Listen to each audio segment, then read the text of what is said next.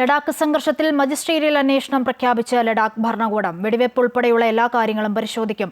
Sub divisional magistrate Mukul ബനിവാളാണ് അന്വേഷണം നടത്തുക. 4 ആഴ്ചയ്ക്കുള്ളിൽ റിപ്പോർട്ട് സമർപ്പിക്കാനാണ് നിർദ്ദേശം. അതേസമയം സോനം വാങ്ചുക്കിനെ മോചിപ്പിക്കാതെ ചർച്ചയ്ക്കില്ലെന്ന് കാർഗിൽ ഡെമോക്രാറ്റിക് അലയൻസ് അറിയിച്ചു. കഴിഞ്ഞ മാസം 24-നാണ് ലഡാക്കിൽ സംഘർഷമുണ്ടായത്. സംഘർഷത്തിന് പിന്നാലെ ഉണ്ടായ വെടിവെപ്പിൽ 4 പേരാണ് മരിച്ചത്. ഇതിൽ പ്രതിഷേധങ്ങൾ ശക്തമായി തുടരുന്നതിനിടെയാണ് മജിസ്റ്റീരിയൽ അന്വേഷണം പ്രഖ്യാപിച്ചത്. Nubra sub divisional magistrate Mukul ബനിവാളാണ് അന്വേഷണം നടത്തുക. ജനങ്ങൾക്ക് പറയാനുള്ള കാര്യങ്ങളും തെളിവുകളും മജിസ്ട്രേറ്റിന് നൽകാമെന്ന് ലഡാക്ക് ഭരണകൂടം അറിയിച്ചു. ശനിയാഴ്ച മുതൽ 18-ാം തീയതി വരെയാണ് വിവരങ്ങളും തെളിവുകളും നൽകാനുള്ള സമയപരിധി. രാവിലെ 10 മുതൽ 5 വരെയാണ് സമയം അനുവദിച്ചിട്ടുള്ളത്.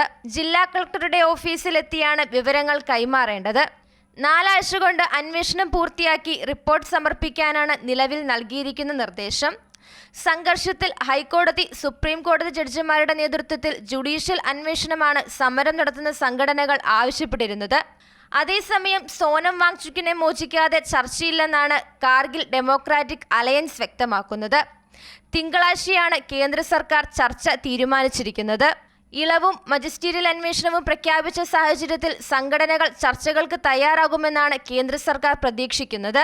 അതേസമയം ഒരാഴ്ച കൂടി സ്ഥിതിഗതികൾ പരിശോധിച്ച ശേഷം മാത്രമേ ലഡാക്കിൽ നിയന്ത്രണങ്ങൾ പൂർണ്ണമായി മാറ്റുന്നതിൽ അന്തിമ തീരുമാനമെടുക്കൂ എന്ന് ലഫ്റ്റനന്റ് ഗവർണറുടെ ഓഫീസ് വ്യക്തമാക്കി. സ്ഥിതിഗതികൾ ലഫ്റ്റനന്റ് ഗവർണർ ഇന്നലെ വിലയിരുത്തിയിരുന്നു.